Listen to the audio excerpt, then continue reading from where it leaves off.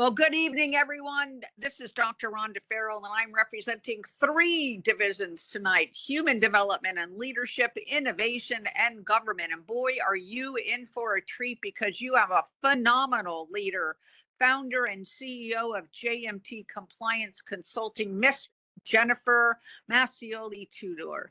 And covering down on all areas of expertise, both from a strategy, a quality systems, and a regulatory affairs, really focusing on her deep leadership and quality and regulatory affairs, and then looking at the breadth and depth and scope of her experience, compliance, innovation, growth in highly regulated industries, and the phenomenal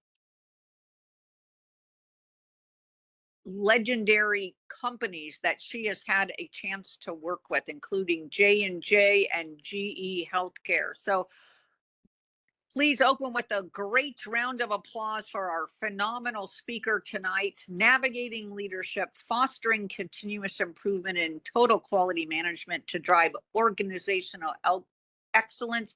Let's welcome Miss Jennifer Massioli Tudor to our digital stage tonight. Well, thank you very much, Rhonda. Really appreciate it. Let me see if I can share my screen.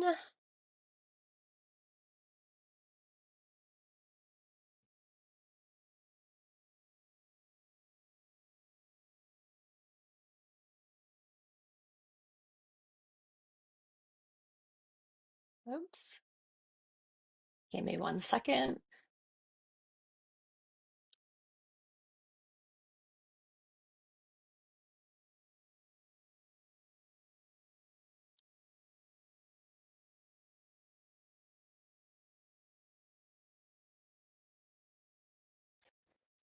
Can everyone see the presentation?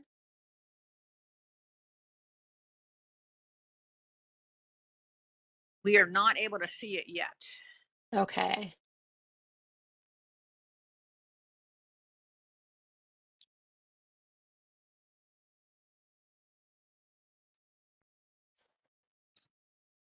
Okay. Let me know if you can see it now. Yes, perfect. Okay, fantastic. So again, good afternoon, good evening, everyone, and thank you for joining today's session. I'm really excited to be here with you to talk about this very interesting topic: cultivating a proactive quality culture. As Rhonda mentioned, I am deep in quality and regulatory, spent my entire career managing quality organizations and regulatory organizations for small, medium, and large scale medical device firms. So really excited to share some of my expertise and experience with you here today. Also, just a quick thank you to the ASQ Government Division, Innovation Division, and Human Development Division. Really excited to partner with all the ASQ divisions. Such an important opportunity to build our collective community and really just share, like I said, experiences. So with that, I'm just going to jump into some of the core learning objectives. And again, I want this to be conversational. So if at any point you have a question, please raise your hand or enter it in comments. And Rhonda, if you can help facilitate that, because I can't actually see the questions come up, but please feel free to just add any comments or questions and we'll try to answer them throughout the session. But I really wanted to focus on three core learning objectives for today. One was really talking about developing a total quality culture to drive organizational excellence. Then I want to go into promoting continuous improvement through leadership practices, and then empowering teams through quality initiatives and strategic planning.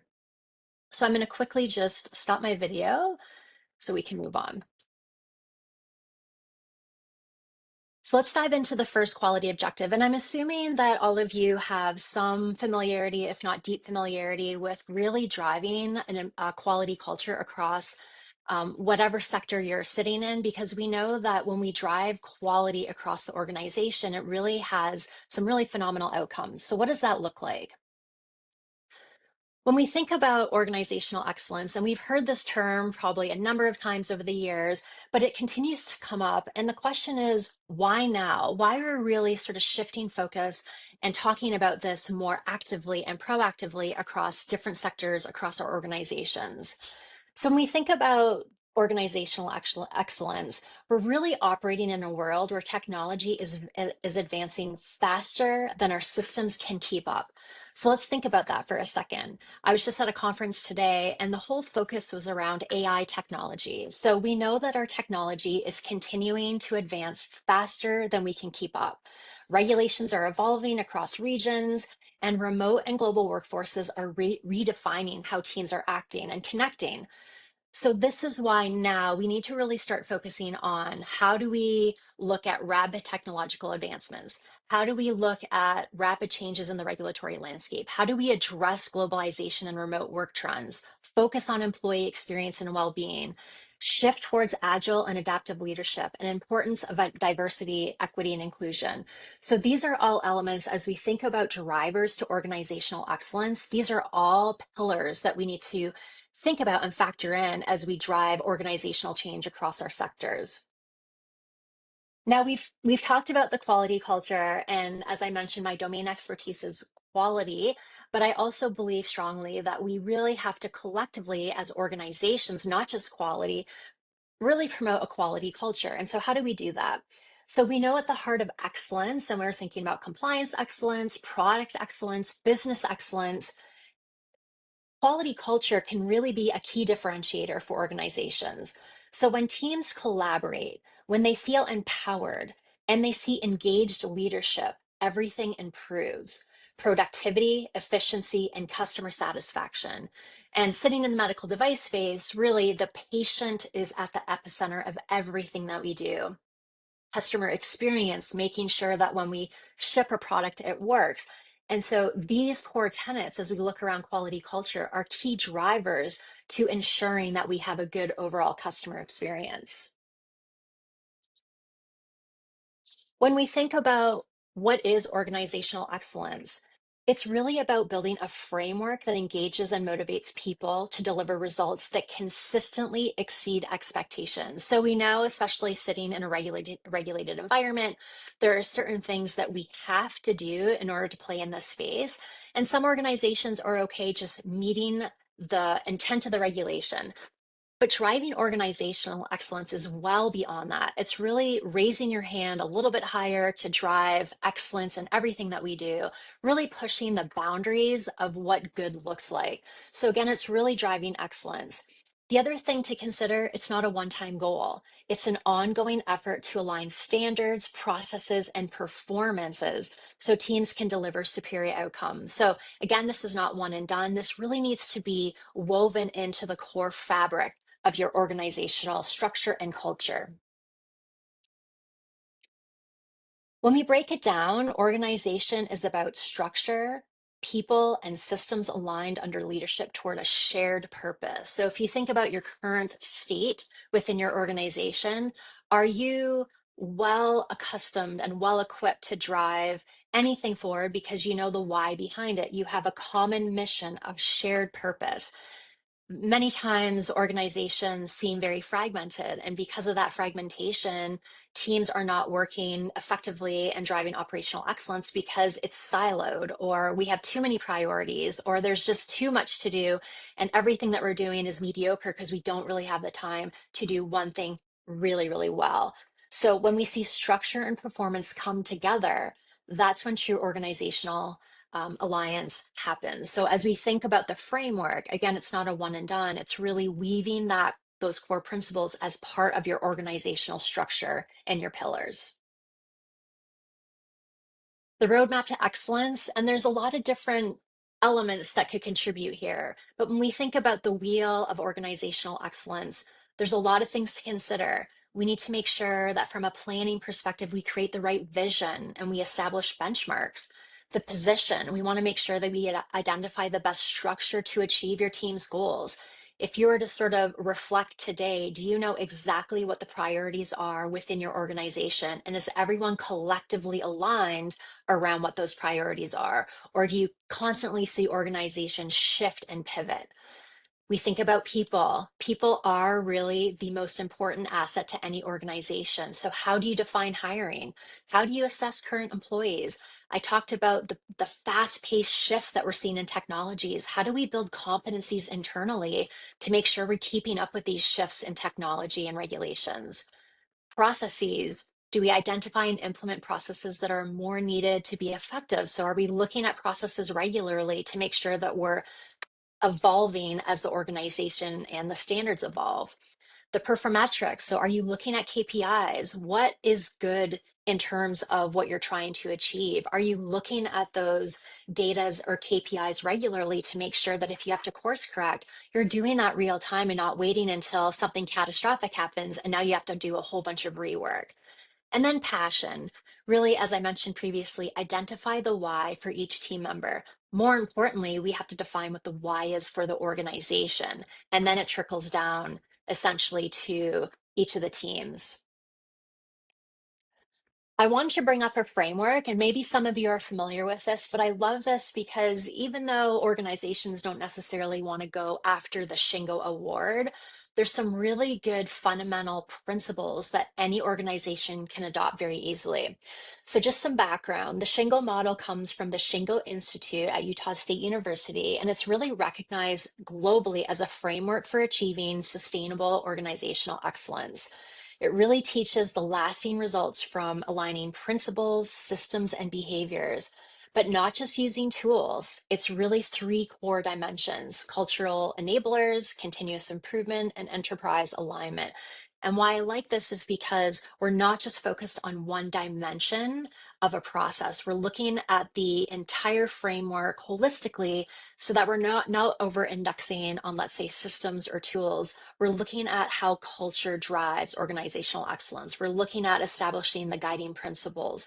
So I bring this up not to encourage anyone to go for the Shingo, but just to familiarize yourself with different principles that can be easily applied and brought back to organizations that I believe are very relatable. And even if you don't apply everything, you can certainly take elements of some of these philosophies and bring them back to the organization.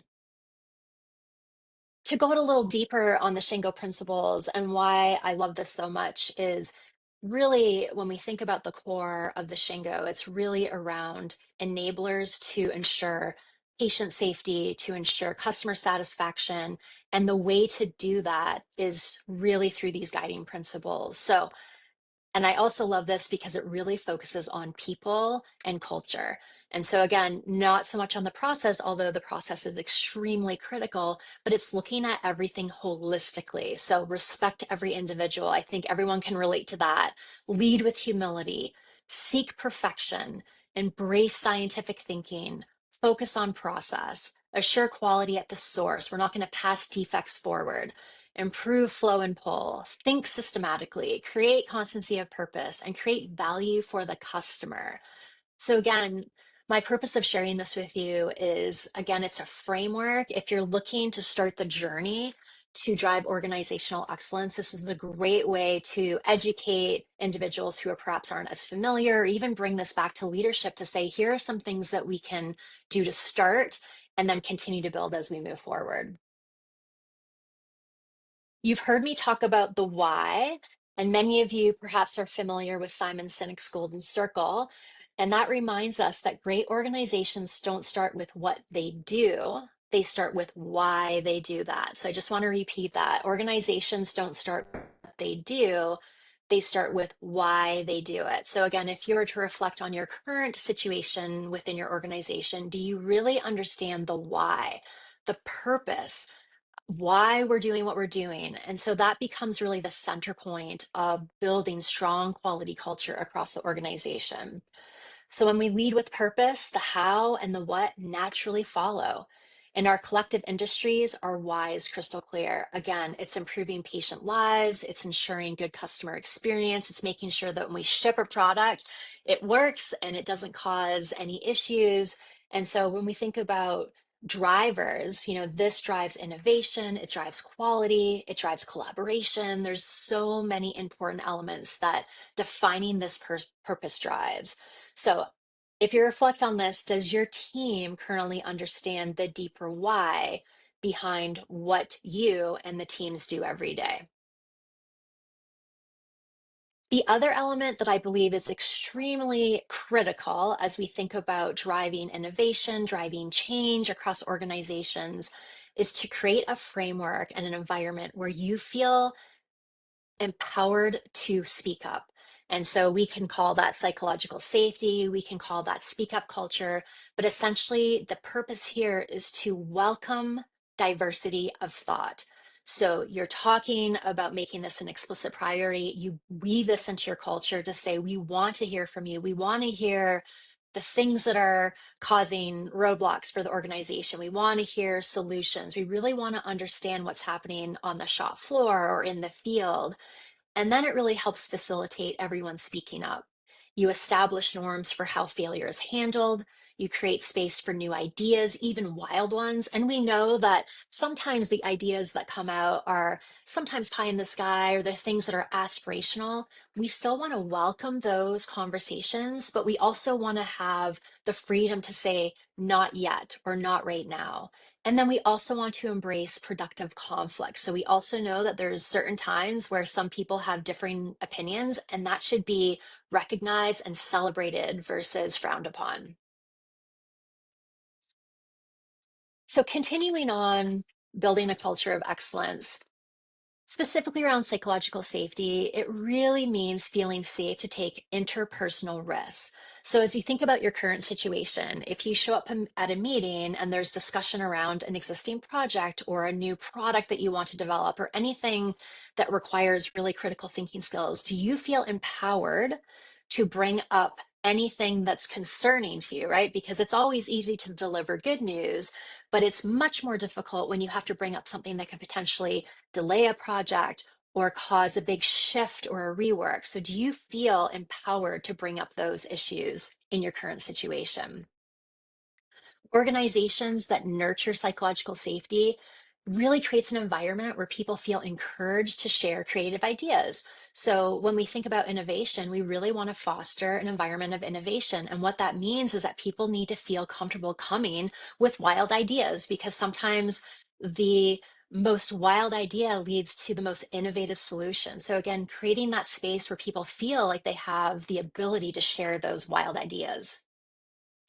It's also safe to share feedback with others. Again, sometimes those wild ideas aren't the right time. And so, do we have that freedom of thought and that trust within the team to really share the pros and cons of that dialogue?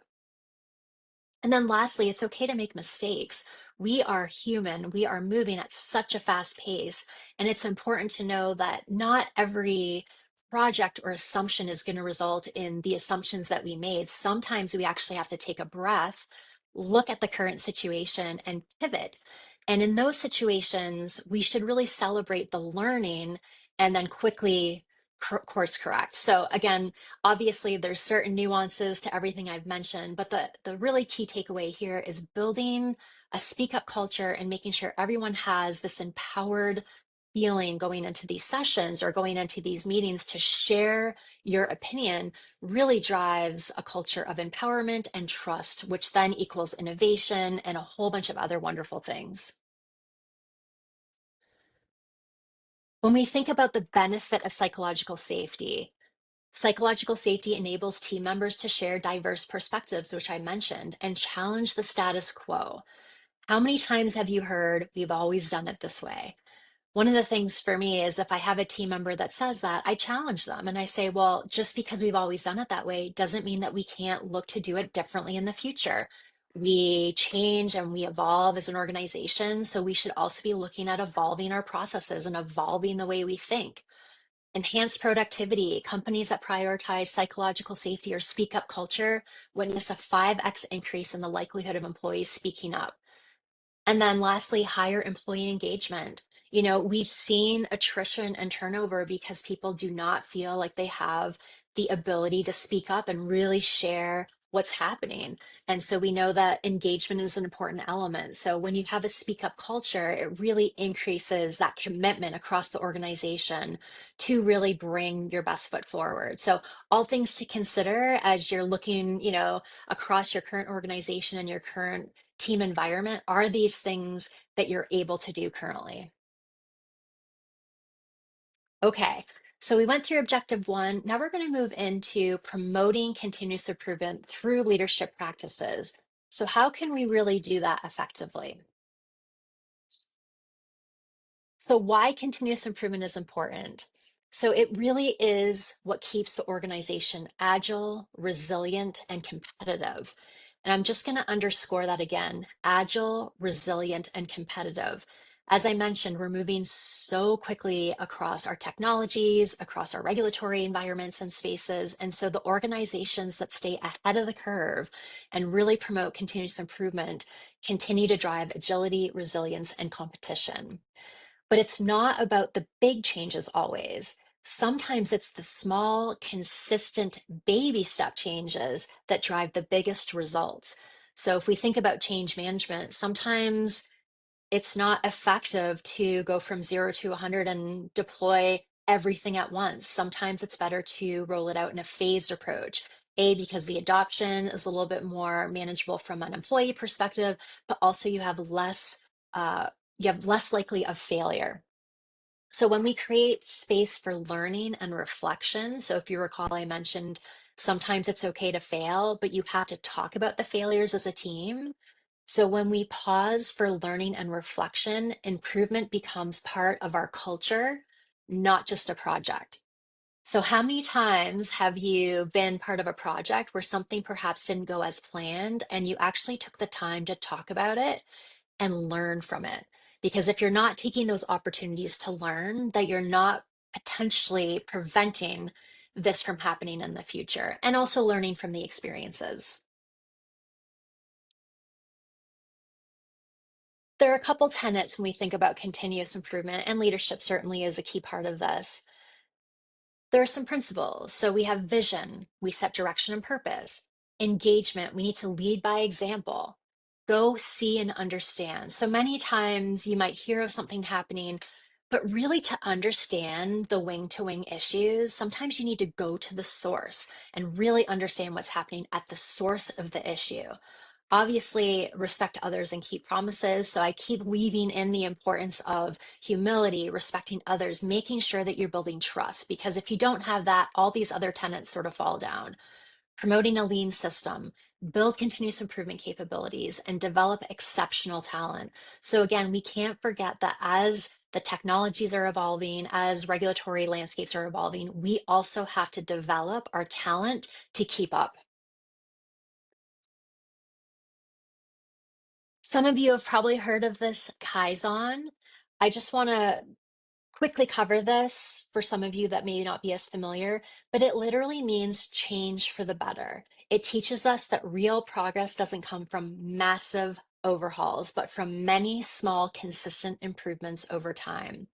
So I'm not sure how many people have participated in a Kaizen. This is such an important element of building continuous improvement into your culture. You can have mini Kaizens or you can have large Kaizens. So it doesn't have to be reserved specifically for manufacturing. If you're having an issue on the supply chain side, if you're having an issue on the post-market side, or if you're having an issue even on the sales side, you can leverage the Kaizen activity to really look at where you're having problems. And it's also a great team building opportunity as well. For those of you who perhaps have not participated in a Kaizen, I just wanted to give you um, some visuals of what it might look like. You know, for those of us that have participated, you're usually in a room full of cross-functional team members, which is really fantastic because you get to hear real-time feedback, but you're also at the same time mapping real-time some of the pain points. You're mapping out the process. You're putting a whole bunch of sticky notes up and really going through it end to end to make sure you're comprehensive in your analysis. And why this is important is because if you don't spend the time really going 2, 3, 4 levels down, you're really not going to get to the heart of the root cause. So this is also part of your root cause analysis strategy as well. So each small step forward really creates the momentum toward long-term excellence, but it also really helps build trust and long-term collaboration across the teams. As I mentioned, going to the source is one of the most important things that you can do when you're talking about an issue that's being uncovered or discovered. One of the ways to do that, especially in the manufacturing process, is to do a Gemba walk or a waste walk. And really, what that means is you're going to the place where it happens. So you want to go to the place where value is created, where things are being observed.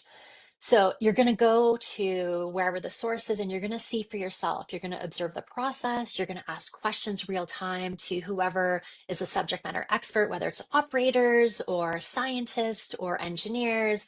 And you're truly going to understand how the work flows. So it's not just for leaders, it's for anyone involved in improvement. So the goal is not to find fault, it's to learn, it's to listen and identify opportunities to make the process better. So this is again not a one and done. You know, the best organizations do Gemba walks on a weekly basis, sometimes even on a daily basis, especially on the manufacturing floor. So if these are processes that you haven't incorporated as part of your normal operations, I'd highly suggest that you take a look at this because there's so much value that can be generated from going to the source. When we think about a Gemba walk, there's a whole bunch of things that we can do to drive excellence. So you want to have a plan, you want to prepare your team, obviously. So you don't want to just show up. You want to make sure that people are aware that you're coming, just so that they could really understand essentially what their role is in the whole process.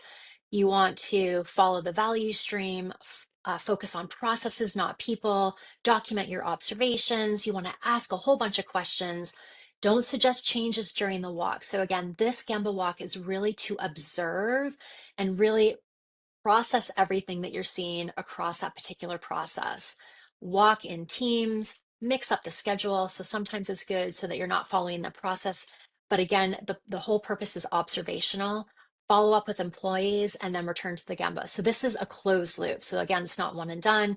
You're constantly doing this. Obviously, at the end of the Gemba walk, if you have observations, this is where you have an opportunity to understand if it's systemic or not. Is it isolated? Is there opportunity to escalate to something bigger, such as a Kaizen? So a ton of benefit by doing these regular processes to really understand what we're seeing sort of at the source. This might seem like a rhetorical question, but continuous improvement is important, and a lot of companies really don't focus as much as they need to. They feel like it's something that's just organic, but it needs to be deliberate. You need to create feedback loops, focus on the customer, set smart goals. So you need to make sure that you can really understand what the goal is so you can go execute it successfully. Be flexible. Sometimes our assumptions at the beginning of the project shift because you learn along the way. So you have to be flexible and course correct if you need to.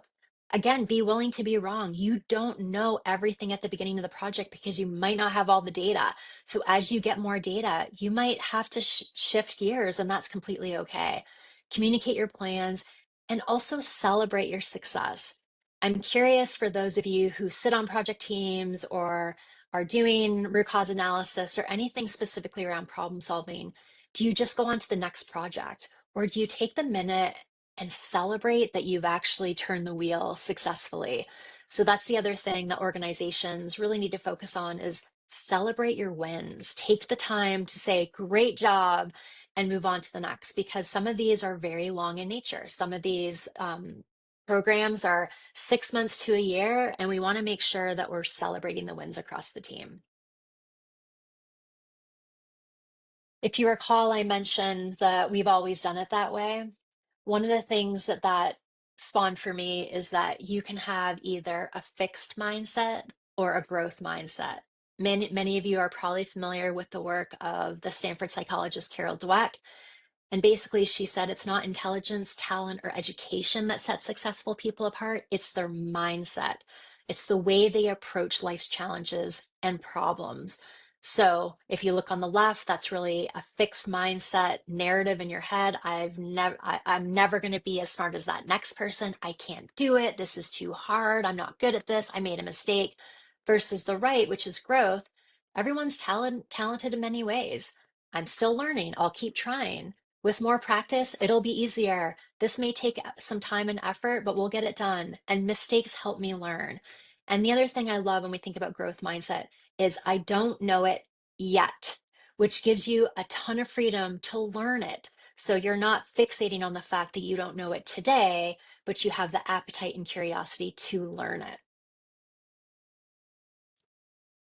Promoting continuous improvement, organizational transformation hinges on the idea that we can better ourselves and our organizations. The continuous improvement process, so the Plan, Do, Check, Act or PDCA, is critical to making sure that organizations meet their full potential. I mentioned this is deliberate. So organizations that think that they can wing it and just assume and hope that people will drive this sort of naturally, you're not going to get the outcomes that you want. So it really needs to be woven into your core pillars, your strategic imperatives. This needs to be championed across the entire organization. Continuous improvement is the process of making small incremental changes. And the main idea behind continuous improvement is that no process is perfect. So even when you've turned the process 100 times, there's still opportunity to drive continuous improvement. And so there's always room for improvement. The goal is to eliminate waste, optimize resources, and empower employees to make changes. So again, if you're not feeling empowered to bring issues forward or opportunities forward, then the organization is going to feel stunted. So again, I really encourage, if you're not in sort of an environment where you can bring things forward, start having those conversations. And then how does your organization drive continuous improvement projects? We're going to move on to the last objective, which is really, we've talked about developing a total quality culture, some of the key pillars that we have to think about in terms of making sure that we're driving those deliberately. We talked about promoting continuous improvement through leadership practices, whether it's facilitating a speak up culture, looking at growth mindset, making sure that you're looking collectively at your why. Now let's talk about empowering teams through quality initiatives and strategic planning.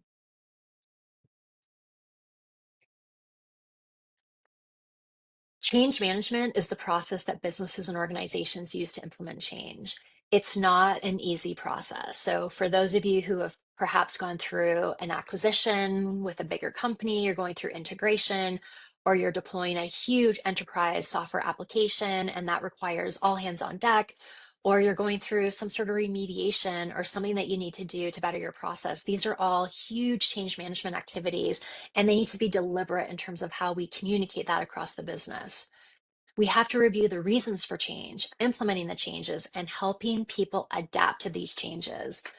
And then lastly, this could be a staff restructure, introducing new technology, reducing costs, increasing profits. There's a whole bunch of elements and considerations as we think about change management. As I mentioned, it can be a small change all the way to a huge transformational change. How organizations come through the change management curve really defines the success or the failure. We've talked about this lately. So I mentioned, implementing new technology, leadership or management turnover. So if you've recently had a CEO turnover, a COO turnover, or even if your direct leader has changed, these are all important things that we need to consider and factor in as part of change management. Merger acquisitions, current processes are not working. We need to optimize changes in staff and structure, a time of crisis. So if organizations don't collectively look at these examples as opportunities for change management, then we're missing the mark and we're missing the opportunity to really drive strong progress across organizational excellence. We know whenever we introduce change, even positive change, people go through a range of emotions. Some deny the need for it, others resist out of fear or the unknown. A few may even feel frustrated or angry when their comfort zone is disrupted. Then there are those who seem indifferent, not because they don't care, but because they don't yet see how it affects them. And there are some that get excited. So there's a lot of differing emotions that come as a result of change. And as leaders and as team leaders, we really need to be cognizant of those different emotions that can result from different changes. So it's really important that we recognize that different people have different reactions, and we need to make sure that we're communicating regularly to mitigate any concerns that employees have with these changes. As we think about preparing for change or what makes change management important and what are the steps that we can take, we need to prepare for change. Sometimes, as we know, depending on where you sit within the organization, you might not be privy to the change until the change is announced. And I get that. But organizations and leaders need to prepare for change and need to prepare for how that change lands across the organization. We need to create a vision for change. We can't just drop the change and then walk away. We really need to create a roadmap, a playbook for this change.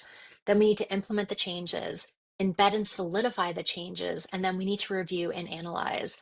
As I mentioned, sometimes things don't go according to plan, and this could be even leadership driven changes. So, as we think about changes, sometimes not everything is done exactly according to plan, and leadership has to be humble enough to review, analyze, and course correct so we're not essentially exacerbating something that could be catastrophic without mitigation.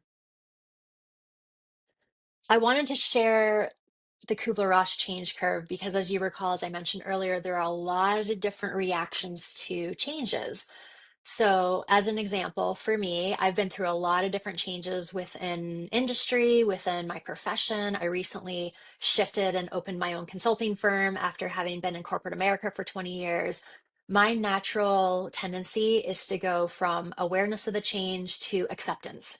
So, I don't go through a lot of these varying emotions. But as a leader within the organization, I also have to be aware that not everybody will deal with that change as quickly. Some people will be in denial, some people will be frustrated, some people will be depressed. Experiment, decision integrate. So we want to make sure that we're looking at all the elements across your team and having open communication, because what we don't want to have happen is, if you're not proactively transparent with your team, what does that result in? Water cooler talk. And what does water cooler talk result in? It results in assumptions that people are making because they're not hearing directly from the leader. So, again, all these things are important to facilitate good, strong change. To put a finer point on it, again, with change management, we want to set clear expectations, delegate with trust. Sometimes you can let people under the tent, people that you trust who will be change agents for you. We want to foster growth mindset, encourage initiative. Again, I cannot emphasize enough, celebrate achievements, especially through change. The quick wins and the small wins need to be talked about, and they need to be talked about regularly and across the organization. Foster a culture of trust. Lead by example. Even if you don't have a manager or a vice president title, if you believe strongly in the change, lead by example. Provide growth opportunities, encourage self assessment, and recognize accountability. Everyone has a part to play in the change management curve. A culture of recognition develops engaged and loyal employees, and I talked about this. Some people don't want to get recognized. You do a great job. And I just heard this thing yesterday that the people who really drive organizational success, the people that are really strong at execution, usually are the ones that end up with a lot more work. So again, we really want to make sure that we're developing a culture of recognition, because that's going to then translate to engagement and loyalty across your employee base. It also helps with retention. So you want to make sure that you're driving employee recognition. It helps retain top talent, increase employee engagement, and again, encourage high performance. And it sets the bar. So you're making sure that you're setting the right bar across the organization.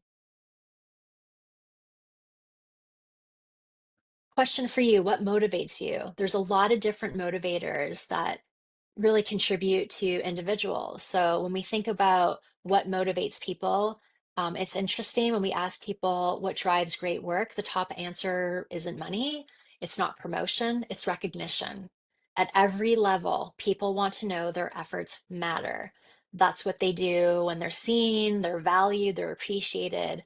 And the other thing to note too is recognition doesn't have to be formal or costly. Sometimes a simple thank you or public acknowledgement in a team meeting or a cross-functional meeting really makes a lasting impact, because you're taking the time to actually recognize the success of either an individual or a team. And again, it doesn't have to be linked with monetary awards. Sometimes just saying thank you for all of the help and really helping drive getting us to this milestone or what have you has a huge impact on people and teams. When we talk about leading change for organizational excellence, it's about more than systems and processes. And hopefully by now you're seeing that this is the connective tissue across organizational excellence. The connective tissue is people, and really making sure that you understand the mission. Obviously, systems and processes are important, but if you don't have the people and the alignment and the collaboration and the speak up culture, you're not going to achieve your goals. So, change succeeds when alignment, communication, and motivation come together, when everyone understands the vision, feels equipped to contribute, and is recognized for the value they bring. So, again, excellence is not a top down approach. It's really a holistic approach. Obviously, the leadership team needs to set the stage, they need to facilitate making sure they're removing roadblocks. But at the end of the day, we're all responsible for driving our mission forward. So, with that, those are the key learning objectives across this session. Hopefully, you were able to take some nuggets away from this. Obviously, there's a lot there to unpack. As we wrap up, I just wanted to emphasize a few things. It's important to remember that the cost of inaction is real. So, as I mentioned previously, there's a whole bunch of things that organizations do to sit idle. They don't understand the benefit and the importance of driving organizational excellence. So, we talked about this previously. If we don't do this, we might have decreased productivity and efficiency. We might have increased conflicts and tension on the team side, poor quality and customer satisfaction, missed opportunities for innovation and growth, negative impact on employee morale and well being, reputation damage and loss. So, all these things in a singular fashion are catastrophic, in my opinion. If you look at this in aggregate, these essentially could shut down your business. So, again, really important. You don't have to do the most sophisticated change across your organization. You can start with incremental baby steps. But if you're not having the conversation across the organization on how to drive organizational excellence, then you're going to lose.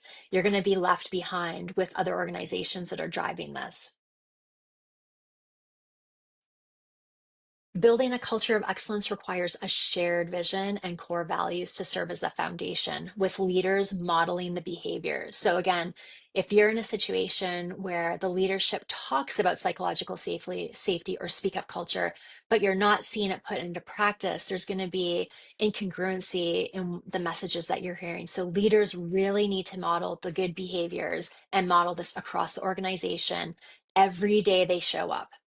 It's deliberate effort and commitment from leadership and employees alike. So, again, it's not just leadership driving, it needs to be a collective effort. And again, by defining clear values, fostering collaboration, promoting continuous improvement, implementing strong change management practices, and providing support and recognition, organizations can create a culture where excellence thrives. So, to wrap up, generate clarity, consistency, and conviction at the top. Your strategy will be made or broken by your managers. So, again, really important to create change agents and advocates who will go and champion the message across the organization, change the conversations people are having with each other, connect them to the why, what, and how, and sustain the momentum. The activation of your strategy is not a moment in time. And I've mentioned this before. We can't just do one and done. This needs to be an evolution. It needs to be part of your core values. It needs to be part of your core DNA, your quality culture, to really reinforce the support, engagement across the organization and really make this a pillar of your strategic imperatives. So, with that, thank you all for being part of today's session. We've explored how continuous improvement and change management truly come down to people, how we think, how we lead, and how we show up for one another. Remember, it all starts with us. It's not just titles, it's everyday actions that build trust and drive clarity and inspire excellence. So I encourage you all to take an insight or a small action from today and put it into practice this week because those small, consistent steps are what create a lasting impact. So I'd love to stay connected. I know we'll open it up to questions, but I'd love to stay connected. And certainly, if you have questions or if you just want to connect afterwards, please feel free to reach out to me on LinkedIn. Thank you so much, Jennifer. Thank just all from all three divisions. What a phenomenal overview of all things quality and excellence. So, I think I would like to open up to questions. We have quite a few comments, Jennifer, if you could just address those, and then we have a couple queued questions for you. So we had a Hani really recognizing that psychological safety should start and be promoted from top to bottom, because Yes. otherwise you have professional burnout. Is there a certain model that you've seen work, Jennifer? Well, and that's exactly right. So, what we know is if leadership does not model, whether it's psychological safety, growth mindset, innovative spirit, then we're going to fall down on our sword essentially across the organization. So, a couple things. We can either do a bottoms up, whether it's talking and initiating that conversation with your manager, and then hopefully that manager then bubbles it up to the organization. Or if you have feedback mechanisms, whether it's employee engagement surveys or things like that, there's a huge opportunity to share that feedback with leadership. And hopefully they take it seriously and drive that across the organization.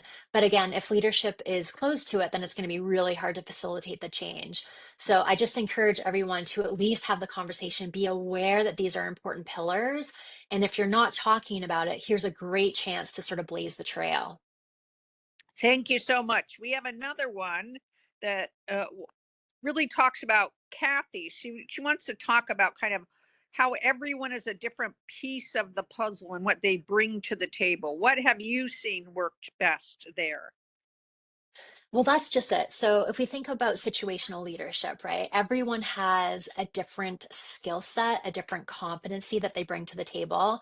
The other thing that I'm a big believer in is there's what we know as introverts and extroverts. So, for those of you who've perhaps done the Myers-Briggs or Strengths Finders or the Enneagram, we all know that we're all wired differently. We all show up differently. We all think differently. And so, I think, again, going back to diversity of thought and just diversity in general, the organizations that promote diversity of thinking and also understanding that not everyone is going to show up the same way, like leaving space for those differentiators across us as team members really creates open space for people to feel authentic in coming to teams or coming to managers or even leadership with opinions. So again, this really just boils down to what sort of culture is being promoted, but I've always been one where I have to recognize that there's situational leadership within your team. And if you are aware of that and you're talking about it, it facilitates a much more open and transparent conversation across the organization. Thank you so much. We have another question from Henry and Hani, and it's really about what do you do when top management is the one that seems to be resisting or blocking the change management improvement. They may even be blaming others for failing to approve, but they don't really want it or accept it. What do you do in that case?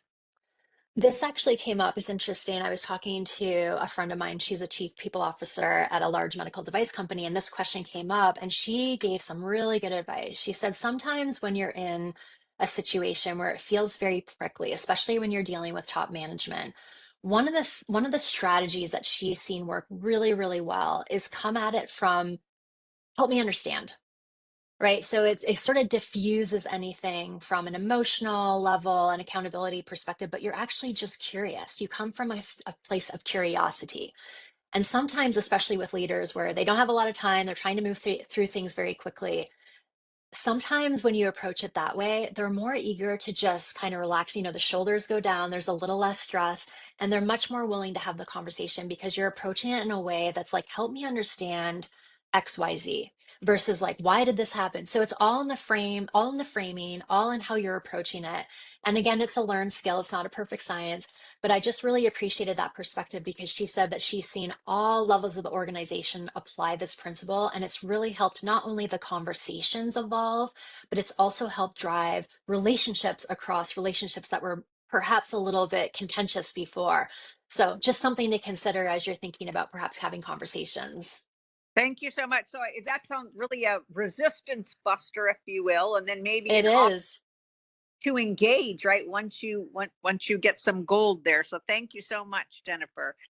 We have another question from Crystal, and she wants to know what happens when you have an organization that is juggling so many changes. How should the personnel within that organization suggest to leaders that they engage employees in prioritizing what those incremental changes are and the ones that are most needed actually in their workplace or their team?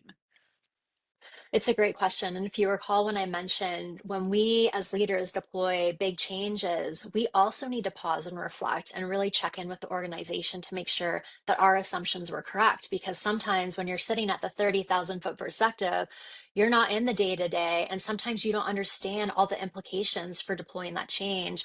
So hopefully, as you're going through changes, the organization and the leadership is taking a pause point and actually soliciting feedback. Now, they might not go all the way down to all levels of the organization, but this is where hopefully the change agents and the manager level and the director level are soliciting feedback proactively, right? So sometimes you have to be proactive in soliciting feedback, and then they're chartered with them going back to leadership and saying, here's what I'm hearing.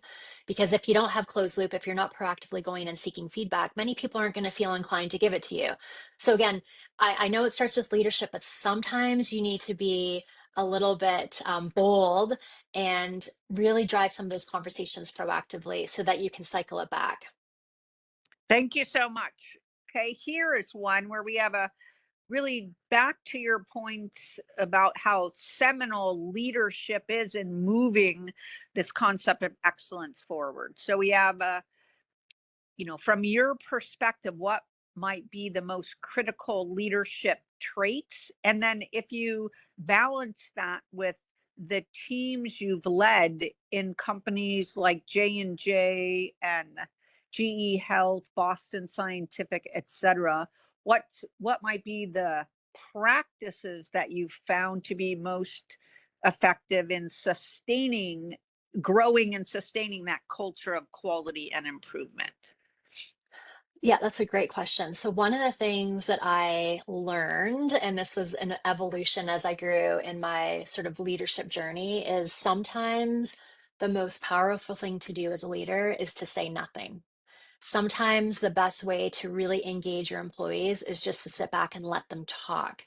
Because again, when we think about speak up culture, if you have a leader that's always talking over or always having to say the last word or always providing commentary or providing solutions, it doesn't give space to the team to be deliberate in their thought and in their feedback. And so one of the things that I really, implemented across my teams is many times I would come in and just pose a question and let the team sort of, you know, hash it out to some degree. And if they wanted to ask me a question, they could do it. But it really just what I thought happened there is it facilitated authentic discussion and it wasn't driven primarily by me.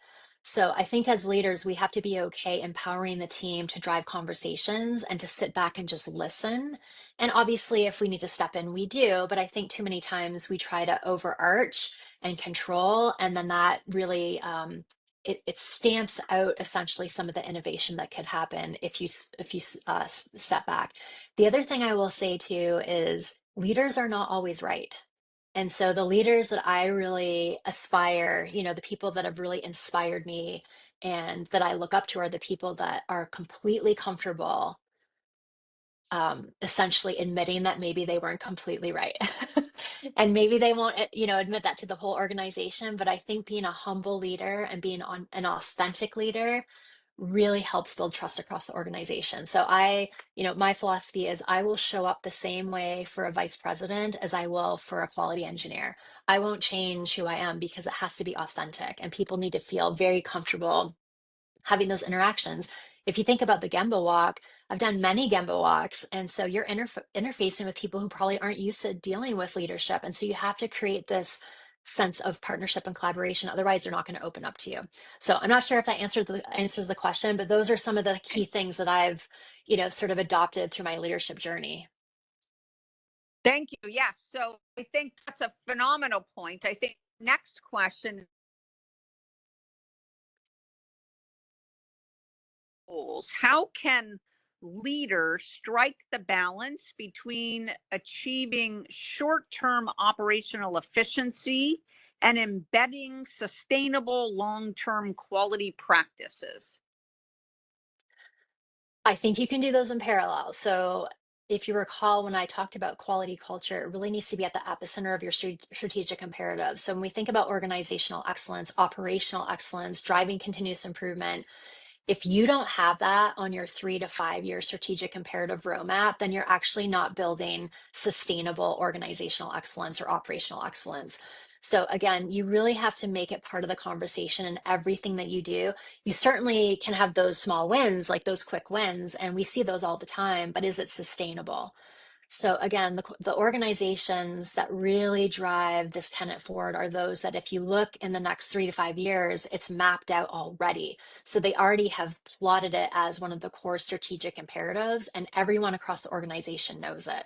So to me, those are the connective tissues that you need to embed as part of your quality culture to make sure that it's a sustainable practice. Thank you so much.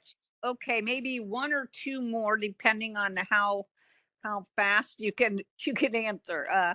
We have we have one about overcoming resistance, and this is really from the perspective of the leader, and they ask, when implementing TQM or process changes, is there some common forms of resistance that you see consistently, and how might you advise that they effectively address them? That's a great question. When we think about leadership, and I've had many conversations with my leadership with respect to cost, speed to market, innovation, one of the things obviously that needs to be part of that core conversation is how is this going to promote some of the business objectives, right? So quality for us that are sitting in quality, a lot of times we are perceived as a bottleneck, we're bureaucratic, we're a cost center. And my argument back is if you are in the proactive quality space, we could actually be a market differentiator because we're actually helping to facilitate innovation. We're partnering with R&D to make sure that we're having great outcomes on the field side, meaning we're not seeing field failures, we're not having recalls, we're driving complaint numbers down. So these are the terms that we have to go to leadership with. We need to speak their language. And so if you come to them and say, we have 50 CAPAs, they're not going to understand what the impact is to the business, or many will not. You need to translate that into a cost of poor product quality or a cost of product quality.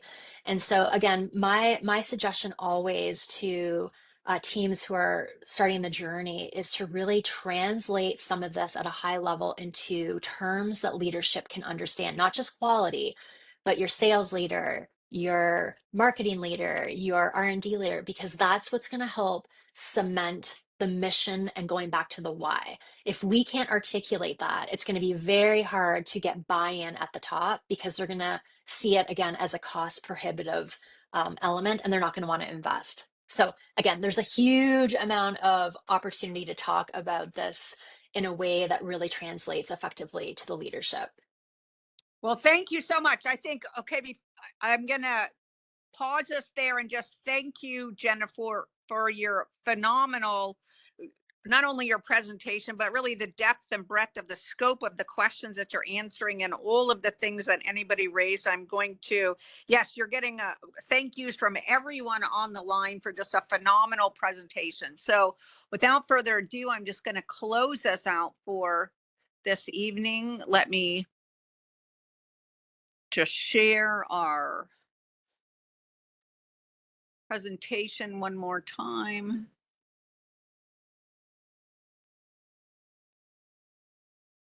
And again, And just a quick thank you for everyone joining today. And Rhonda, thank you for everything.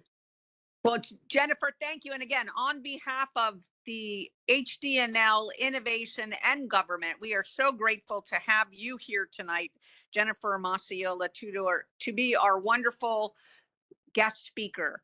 Big round of applause, and we're so grateful, and we hope that you'll come back and share with us again what you're seeing in 2026. Of course, happy to do so. Thank you. So our ASQ Innovation TC officers, I couldn't fit all of the three divisions on one, so we got Innovation because they are your primary host and sponsor tonight. Mr. Tracy Owens, Miss Jackie Jolly, Miss Sonia Montera, immediate past chair, Miss Rebecca Mott, financial manager Larry Miller, and your event chair, myself. if you are interested in joining our team for 2026, after you've heard our wonderful event speakers such as Jennifer, we invite you to contact our chair, Mr. Tracy Owens. He's at the email that you see on your screen. And if you wish to be considered for a 2026 speaking proposal, you can click the link when I send you this deck a little bit after our event ends tonight. And if you are not a member of ASQ, we have so much rich information and quality bodies of knowledge and division bodies of knowledge and literature to offer you if your role is a SME, if your role is a PM, if your role is a senior leader, or if you are running, much like Jennifer, your own business and really seeking to drive change throughout the globe. We welcome you to join our My ASQ Innovation Division portal. We invite you to look at our ASQE Insights on Excellence and the phenomenal research that they have given to us. If you're not a member, we invite you to join ASQ and/or ASQE if you are a organizational member. And last but not least, we invite you to our upcoming events on November 13th, where we'll be talking about embedding a culture of continuous improvement that sticks. December 11th, where we're going to be looking at the global assessment and the current state of organizational excellence. January 23rd, where we're going to be looking at Innovation 5.0 and wonderful February and April presentations that we know that you'll love. So without further ado, well, thank you all for being here. We wish you a safe and healthy and innovative Friday and weekend, and we invite you back again November 13th. Jennifer, thank you again so much. And for all of you who are here, thank you so much for your attendance and your phenomenal comments. Good night, everyone.